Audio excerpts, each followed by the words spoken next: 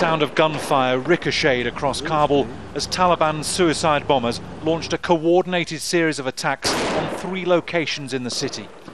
This was outside the Kabul Star Hotel, close to major embassies and government ministries in what is supposed to be the most secure part of the city. There were also attacks on the Parliament building and NATO headquarters and another military base on the outskirts of Kabul.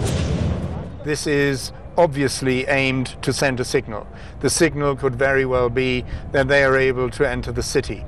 Well, they might have entered the city today, but Afghan National Police is showing them at the very moment very clearly where the limitations are.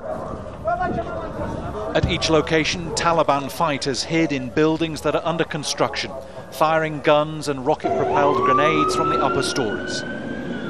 Inside the Kabul Star, guests, including the Al Jazeera English team, were forced to run to the basement as suicide bombers blew themselves up outside. This scene will have been repeated across Kabul.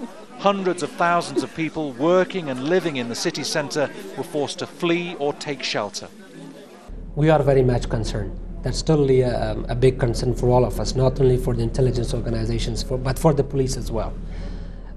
We will have to look into ways and measures, very strong measures, and experiences, of course, to learn from the NATO forces and the intelligence organizations that work within the NATO forces to make sure we do not have this kind of situation in the future.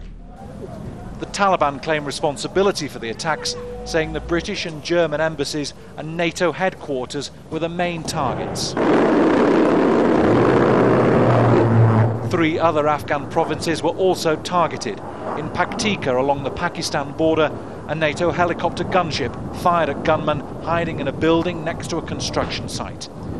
In Jalalabad, 4 attackers in suicide vests attacked a NATO airfield and another base. 3 attackers were killed before getting into the base, and another ran away. The civilian casualty figure seems to be low, certainly considering the number of suicide bombers. What the Taliban seem to be doing instead is sending a spectacular message, and that is that if they want to, they can strike fear and panic right into the very heart of the Afghan capital.